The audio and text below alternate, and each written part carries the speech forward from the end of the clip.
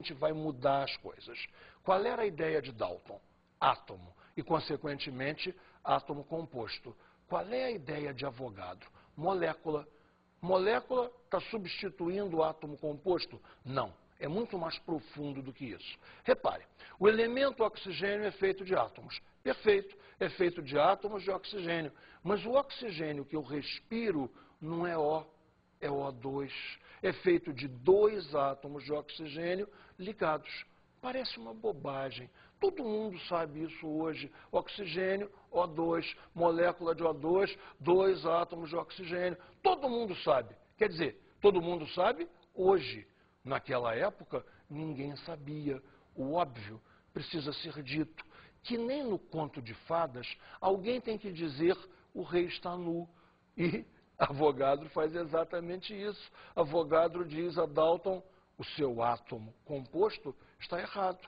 A teoria atômica de Dalton tem uma falha. Vamos melhorar, vamos corrigir. É o que ele faz brilhantemente. Vamos analisar uma reação química proposta por Gay-Lussac, uma reação química vista volumetricamente e ver como isso nos leva, sem medo de errar, ao conceito de molécula, ao conceito de que, por exemplo, oxigênio é O2, hidrogênio é H2, chegaremos lá com perfeição. Observe o esquema. N moléculas de hidrogênio mais N moléculas de cloro, dando 2 N moléculas de gás clorídrico. Vamos explicar isso melhor. Volumetricamente temos assim, por exemplo, 10 litros de hidrogênio reagem com 10 litros de cloro, formando 20 litros de gás clorídrico. Ou seja, 10, 10, 20. Proporção 1 para 1 para 2, volumétrica. A proporção volumétrica tem que ser a mesma proporção molecular. Consequentemente, N moléculas de hidrogênio, N moléculas de cloro, 2 N moléculas de gás clorídrico. Veja, acompanhe então como ficamos. NX átomos de hidrogênio, NX átomos de cloro, 2N, um conjunto de um átomo de hidrogênio mais um átomo de cloro. Espera um instantinho, vamos deixar isso bem claro. Eu não sei exatamente quantos átomos existem na molécula de hidrogênio. Então eu disse que são N vezes X. Na molécula de cloro, também N vezes X. Por quê? Princípio da simplicidade. Ácido clorídrico tem que estar na proporção 1 para 1. Então, como é que eu vou ficar? Olha só. X átomos de hidrogênio, X átomos de cloro, vai ser igual a uma soma de 2 átomos de hidrogênio e 2 átomos de cloro. Ou seja, qual é a única possibilidade dessa equação estar correta? O X ser 2. Um desenho ajuda fantasticamente a entender isso. Observe no desenho. Primeiramente, observe os volumes. Um volume de hidrogênio, um volume de cloro, 2 volumes de gás clorídrico. Consideramos aqui nesse um volume, para desenhar, 4 moléculas, só que 4 moléculas diatômicas, formada cada uma por 2 átomos. Fornecemos aqui novamente 4 moléculas, novamente diatômicas, cada uma formada por 2 átomos. Como se processa essa reação? Eu vou ter a quebra das moléculas de hidrogênio, soltando os átomos. A quebra das moléculas de cloro, soltando os átomos. E os átomos de hidrogênio e de cloro se ligando entre si para fazer a molécula HCl.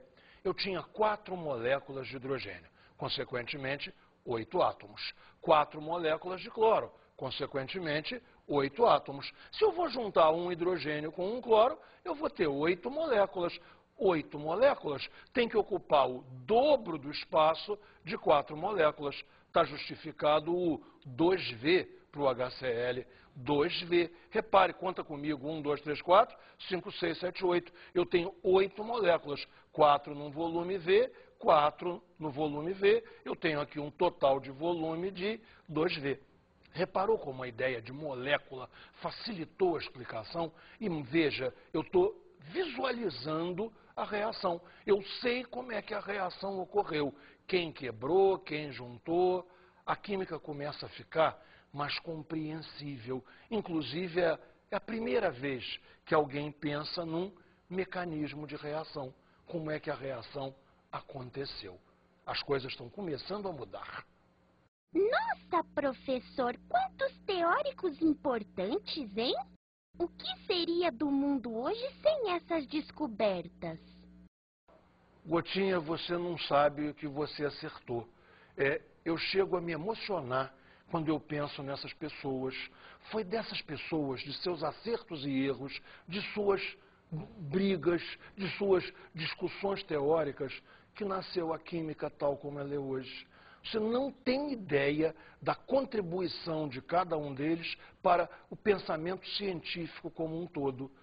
Nós vamos ver, então, agora, a síntese do que falamos, como ficou, a chamada teoria atômico-molecular, aonde a gente vai juntar as ideias de Dalton, as ideias de átomo e as ideias de molécula, num grande todo compreensível, que ligue a prática, a reação química, a massa, o volume e a explicação, o átomo, a molécula, como as coisas aconteceram. Vejamos então a teoria atômico-molecular. A matéria é constituída por partículas isoladas, chamadas moléculas. Então veja, a matéria não é mais pensada como feita de átomos, é feita de moléculas. Moléculas essas que são feitas de átomos. Ganhamos uma flexibilidade, ganhamos a possibilidade da divisibilidade que o átomo não tem. Átomos continuam sendo indivisíveis, mas moléculas não. Moléculas se quebram e átomos se reúnem outra vez. Segunda, a molécula é a menor partícula da substância que mantém as propriedades da substância e que ocorre isolada. Então veja, a molécula é a menor partícula. Tiramos do átomo a responsabilidade de ser a menor partícula. Dizemos que o átomo de oxigênio existe, mas que o oxigênio, tal como ele está na natureza, não é formado de átomos, é formado de moléculas, que são agregados de átomos. Você entendeu o jogo? Não é O, é O2. A molécula é que é a unidade estrutural, não mais o átomo. As moléculas são constituídas de átomos iguais ou diferentes. Você não reparou, mas isso aí é muito importante. Isso é o nascimento do conceito de substância simples e substância composta. Uma molécula pode ter todos os seus átomos iguais ou pode ter todos os seus átomos diferentes. Repare o quanto a ideia de molécula nos dá um ganho de flexibilidade. Quarta propriedade. Nas substâncias simples, os átomos são iguais. Viu? Exatamente o que nós falamos. A substância simples tem todos os seus átomos iguais. Perfeito, não há problema nenhum. Quinta, nas substâncias compostas, os átomos são diferentes. Então veja, tudo vai se juntando, quebrando, reunindo outra vez. Suponha que no começo houvesse só as substâncias simples. As moléculas vão se quebrando, átomos vão se soltando, a reação química ocorre e agora vão se juntar átomos diferentes. Esse jogo de substância simples e composta facilita muito o entendimento de tudo. Mais uma. Substâncias químicas diferentes possuem moléculas diferentes. Naturalmente, então, nós acabamos de retirar a responsabilidade do átomo de dar a identidade. Quem dá a identidade é a molécula. Substância formada de moléculas. Substâncias diferentes têm moléculas diferentes. Ok? Mais uma. Os átomos se mantêm inalterados durante as reações químicas. Veja. Os átomos se mantêm inalterados, mas as moléculas não. Moléculas quebram, separam-se em átomos, esses átomos se reorganizam, dando origem a novas moléculas. O átomo está lá, indivisível. O postulado 1 está ok, está correto, está mantido, mas nós temos agora a ideia de reação química com quebra de ligação, a ideia com fazer uma ligação nova. E é isso que dá o grande ganho da teoria atômico-molecular, a sua flexibilidade criada pela molécula. Bem, agora nesta aula precisamos ver um número de exercícios bom, Porque os exercícios são, para muita gente, estranhos. A pessoa não está acostumada a pensar dessa maneira. Então, precisamos aprender a pensar como se pensava lá por volta de 1800. Você vai, de uma certa maneira, reproduzir os passos que levaram às descobertas da química. Repare só a tabela que eu estou te mostrando. Um volume de ozônio reage com 3 volumes de hidrogênio para produzir 3 volumes de água. Querido, de onde que saiu isso? Uma medida de Gay-Lussac, uma lei volumétrica. Eu estou dizendo volumes. Se eu estou dizendo volumes, o princípio de Avogadro me permite passar para moléculas. Repare, um volume de ozônio, N moléculas de ozônio. 3 volumes de hidrogênio, 3N moléculas de hidrogênio. 3 volumes de vapor d'água, 3N moléculas de vapor d'água. Bem, se eu tenho aqui N moléculas de ozônio, eu não sei quantos átomos cada molécula de ozônio tem. Estou chamando de A.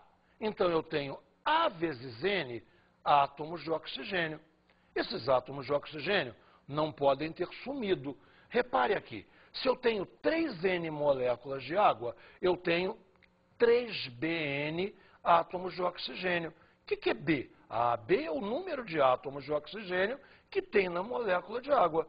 Insisto, esses átomos não podem ter sumido. Esse AN átomos de oxigênio tem que ser igual a esse 3BN, ou seja, AN igual a 3BN. Se AN igual a 3BN, corto esse N, fico com A igual a 3B. E daí?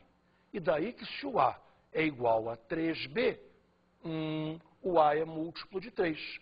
Se o A é múltiplo de 3, qual é a minha conclusão? Que na molécula